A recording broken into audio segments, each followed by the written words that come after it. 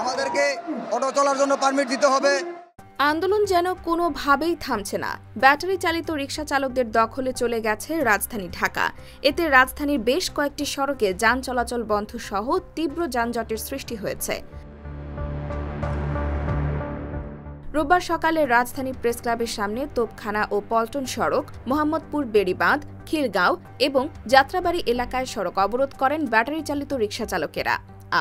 সরজমিনে দেখা গেছে মোহাম্মদপুর বেড়িবাঁধ, নবীনগর ৬ নম্বর গেট এলাকায় গাবতলী সদরঘাট সড়ক বন্ধ করে বিক্ষোভ করছেন অটোরিকশা চালকেরা, যার ফলে গাবতলী ও সদরঘাট রুটে গাড়ি চলাচল বন্ধ রয়েছে।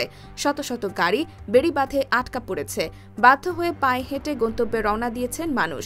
রিকশা চালকেরা কোনো গাড়ি চলতে দিচ্ছে না, এমনকি মোটরসাইকেল চলাচলও বন্ধ করে দিয়েছেন তারা। এদিকে জাতীয় প্রেস ক্লাবের সামনে সড়ক অবরোধ করে বিক্ষোভ করেন রিকশা চালকেরা। এতে পল্টন ও হাইকোর্ট মোড় এলাকায় যান চলাচল বন্ধ রয়েছে। এছাড়া যাত্রাবাড়ি এলাকায় বিক্ষোভ করছেন রিকশা চালক ও শ্রমিকেরা। সেখানে রিকশা চালকদের মুখোমুখি অবস্থানে রয়েছে পুলিশ সদস্যরা। পুলিশ বারবার মাইকিং করে তাদের রাস্তা ছেড়ে দেওয়ার জন্য জানালেও রিকশা চালকেরা রাস্তা ছাড়ছেন না। প্রতিটি এলাকায় অতিরিক্ত পুলিশ মোতায়েন করা হয়েছে, রয়েছেন সেনাবাহিনীর সদস্যরাও। এ বিষয়ে ঢাকা মহানগর পুলিশের অতিরিক্ত কমিশনার মোহাম্মদ ইসরায়েল হাওলাদার বলেছেন, প্রতিটি এলাকায় পুলিশ সতর্ক অবস্থানে রয়েছে।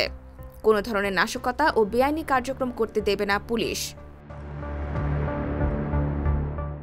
গত ১৫ দিন ধরে ব্যাটারি চালিত অটোরিকশা চালক ও মালিকেরা রাজধানীর বিভিন্ন এলাকায় বিক্ষোভ ও সমাবেশ করছেন।